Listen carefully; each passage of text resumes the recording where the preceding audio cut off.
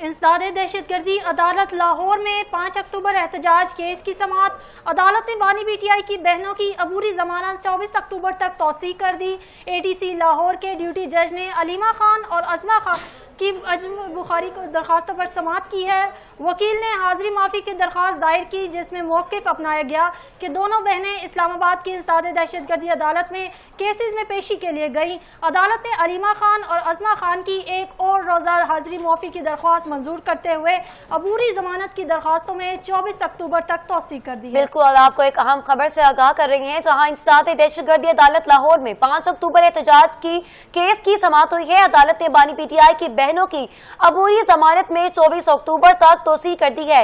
ATC Lahore के duty जज ने अलीमा खान और उस्मा खान के अबूरी जमानत की दरख्वास्तों पर समाअत की है।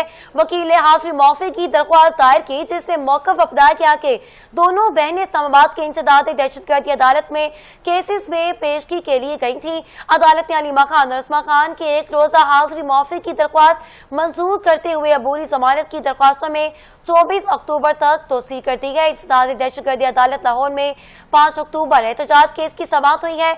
अदालत ने बानी पीटीआई की बहनों की अबूरी जमानत में 24 अक्टूबर तक तौसीह कर दी है। एटीसी लाहौर के ड्यूटी जज ने अलीमा खान और उस्मा खान की अबूरी जमानत की दरख्वास्तों पर समाअत की है। वकील ने हाजिरी माफी की दरख्वास्त दायर की, जिसमें मौक़िफ़ अपनाया गया कि दोनों बहनें इस्लामाबाद के इंसदाद दहशतगर्दी अदालत में केसेस में पेशी के लिए गई थी। अदालत ने अलीमा खान और उस्मा खान की एक रोज़ा हाजिरी माफी की दरख्वास्त मंजूर करते हुए अबूरी जमानत की दरख्वास्तों में 24 अक्टूबर तक तौसीह कर दी है।